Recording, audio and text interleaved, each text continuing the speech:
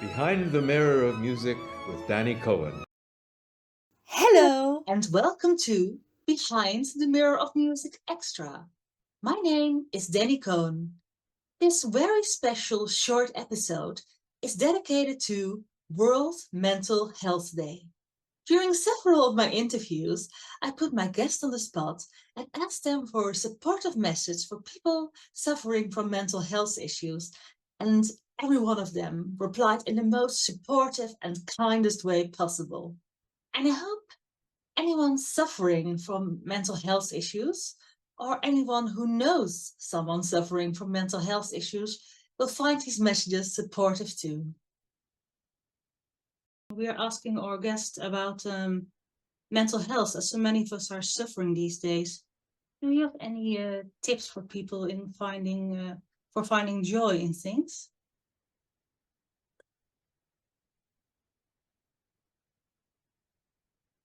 I always would suggest to people to try to, look at their lives as objectively as possible, through heaven's eyes, so to speak, to see that they are part of humanity, no matter what they're going through, that there is always a possibility of something positive entering their life that they perhaps don't expect. Finding joy in music, I would always suggest to people to move, to relearn to move the way they might have forgotten to move as children, or stopped doing after they grew up, to dance, to listen to music, to obviously look for friends. All of those are very cliched and pat suggestions, but to never see themselves as completely isolated from the rest of humanity. And I know that there are times when people are just not able to feel that, obviously. But I think movement is very important. Moving the body again. Many people just forget to do that and stop doing that after a while. And that is part of us. And I think it's very important to, not doing sports perhaps, but to dance, to learn to just shake and stretch and realize that you are part of the animal world. And that's sometimes a way of shaking off negativity, just by moving more, by running, by swimming. I think, going to theater, reading, trying to get out of yourself, trying to walk around your own ego, your own pain, your own scars, and just to, try to take yourself in a different direction is just helpful to get more perspective. I think finding a new perspective on your own suffering is very important. But I know that's hard when you're in the middle of an emotional crisis. It's very difficult to think objectively like that. So, I'm not a psychotherapist. If I knew really how to do that, I probably would be. I don't know, really. I do think that it's something that I'm glad is being taken seriously, because I do feel my parents' generation definitely had a bit of a stigma about it. There's a real kind of stigma about mental health, where if you've broken your leg, it's like, oh, poor you. But if you've got something going on, it's like, it's that kind of stigma. So it's something that I'm glad it will be more progressive with as a culture, and that it's it's incredibly important. You know, you've got to look after your mental health. You know, and it, you know, as I said, when I was doing a lot of shows back to back, you know, I was definitely kind of starting to kind of, you know, suffer, you know, and I took that time off, and then, you know, came back with a fresh attitude and a fresh sort of renewed mental health, and yeah, you have to do it. You have to look after your sanity, and yeah, and as you get older as well, you know, um, I'm 50 now, so I try and you know, I can't sort of do the things I used to, you know, do in the same way. I have to look after myself a lot more.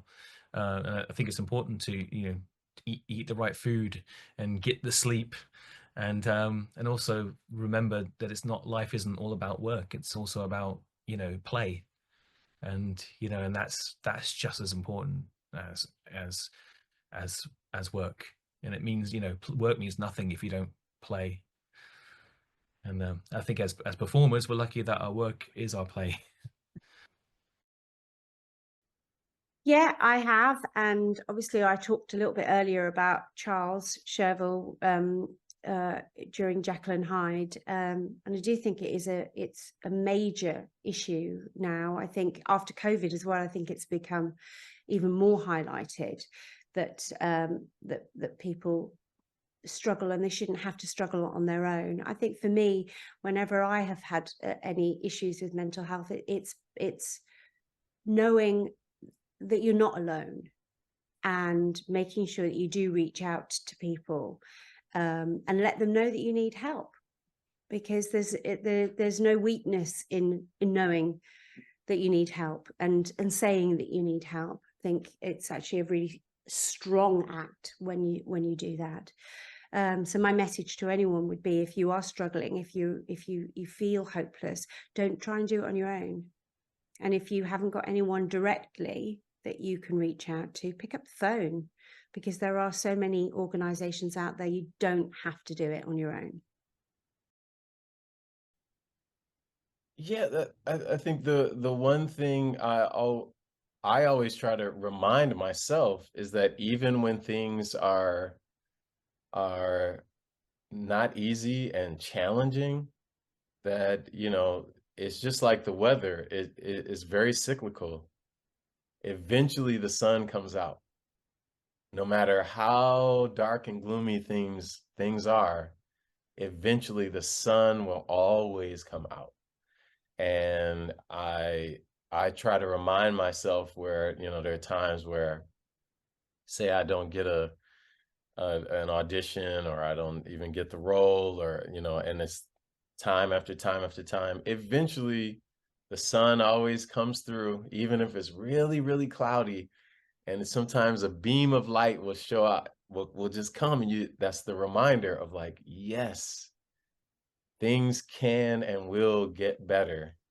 Sometimes it takes a long time, sometimes it's instantaneous, but whatever is going on right now doesn't have to stay that way.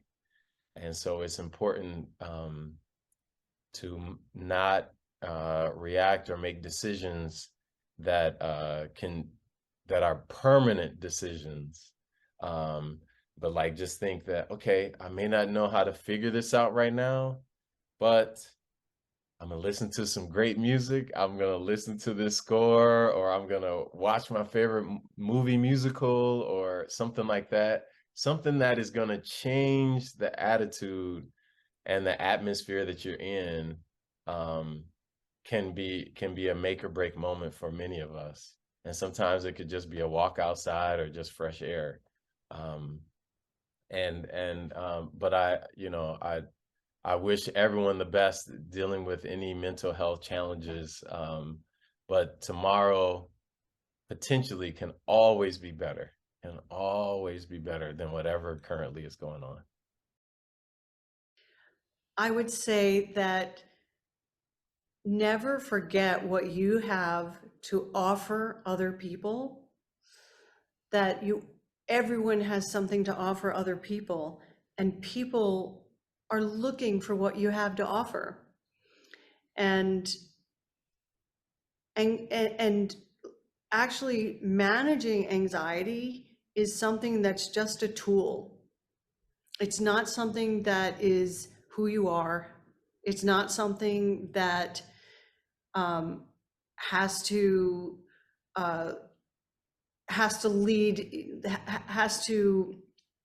sorry, I'm not being articulate. The anxiety is not something that has to be in the forefront. There are ways and there are tools with practice that you can learn to really overcome it. If I did, I feel like anybody can.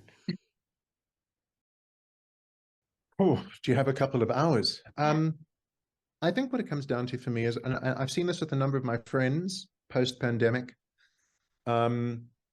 people don't feel that they are allowed to express how they feel, or the way someone makes them feel, or the way a scenario makes them feel. And it's that whole thing of keeping the peace to prevent a war. And I think ultimately, the more you keep the peace, the more that you're inviting war, because that just accumulates and accumulates. And not only does it become a huge contributing factor to anxiety, it becomes a trigger for explosive situations that we have anxiety about, in terms of anticipating that people are going to be upset with us and shout.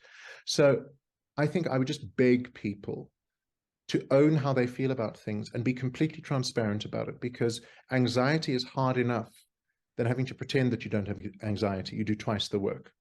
There's no obligation. And quite frankly, if someone makes you feel bad about vocalizing how something makes you feel, you shouldn't be around those people.